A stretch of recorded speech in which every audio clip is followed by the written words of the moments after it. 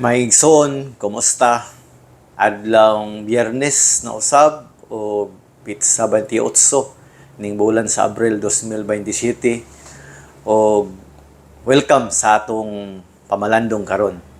Kini kapamalandong Brother Alex Lim kiguuban usab kaninyo alang sa atong pamalandong sa Santos nga Ebanghelyo o ang atong ebanghelyo karon gikan sa Ebanghelyo ni San Juan Kapitulo 6, versikulo 52, ngadto sa 59.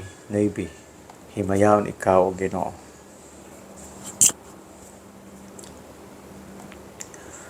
Nagkahaling kini og mainit nga paglalisay sa mga tawo.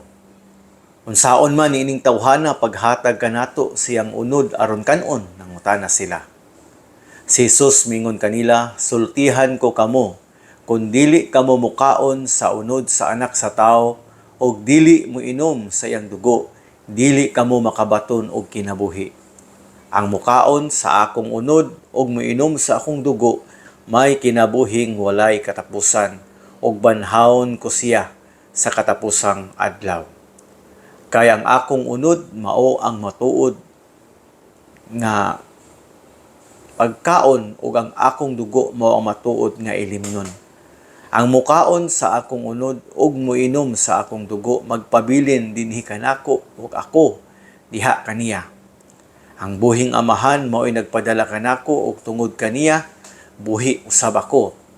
Sa samang paagi ang mukaon kanako mabuhi tungod kanako. Busa mao kini ang pan nga mianhi gikan sa langit. Dili kini sama sa pan nga gikaon sa inyong katigulangan ug unya nangamatay gihapon. Ang mukaon nining maong pan mabuhi sa dayon. Gisulti kini ni Jesus samtang nagtudlo siya didto sa sinaguga sa Capernaum. Ang ebanghelyo sa Ginoo. Mga igsuon, ang atong ebanghelyo naghisgot mahitungod kang Kristo nga pan sa kinabuhi. Adunay duha ka klase sa tao ang naa dinhi ning maong ebanghelyo. Una, ang iyang mga tinun-an nga mituo sa giwali ni Kristo nga siya ang kalanon nga gikan sa langit, ang pan nga gikan sa langit nga kung mutuo niya makabaton sa kinabuhing dayon. Kaduha, ang mga Hudiyo. Mga Hudiyo nga naglalisay, naglibog, ug ang uban dili kadawat kung unsaon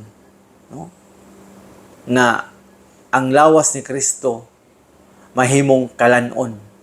Naingon pa dinhi sa unang verse 52, nakahaling kini og mainit nga paglalisay sa mga tao. Meaning naglalis sila, nagpasabot nga naay uyon, naay dili uyon. Unsa man kining tawhana, unsaon man niining tawhana paghatag kanato sa iyang unod aron kanon nangutana sila. Maigsoon, actually dili lang ni siya sa ngining maong ebanghelyo, kundi karong sa atong panahon. Duha ra gyapon ka klase nga tao. Ang mga tao nga nagtuo nga ang lawas ug dugo ni Kristo na diha sa pan ug sa bino nga human konsagrahan sa pari, mahimong tinuod gayud nga lawas ug dugo ni Kristo. Ug ang ikaduha nga klase sa tao nagtuo nga ang gipasabot ni Kristo dinhi ni mga ebanghelyo simbolo lamang sa lawas ug dugo ni Kristo.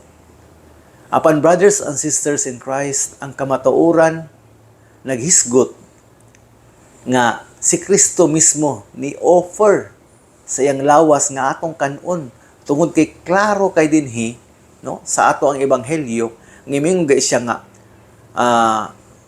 kanang ang mukaon sa akong unod ug miinom sa akong dugo may kinabuhing walay katapusan ug banhawon ko siya sa katapusang adlaw. Dili man pud ni pasabot pulong sa Dios, kay lahi man pud ang kalanon nga pulong sa Dios. Diri mismo kung pulong pa ni sa Dios, dili na kinahanglan maglalisay ang mga Hudiyo. Apan mismo si Kristo bingon magud nga naghisgot mo siya unod og dugo ang iyang unod ang matuod nga kalanon ug ang dugo ang matuod nga ilimnon, meaning iya yung literal nga pasabot nga ang iyang unod mismo og iyang dugo. Muni atong gituohan mga igsoon isip mga sumusudod ni Kristo.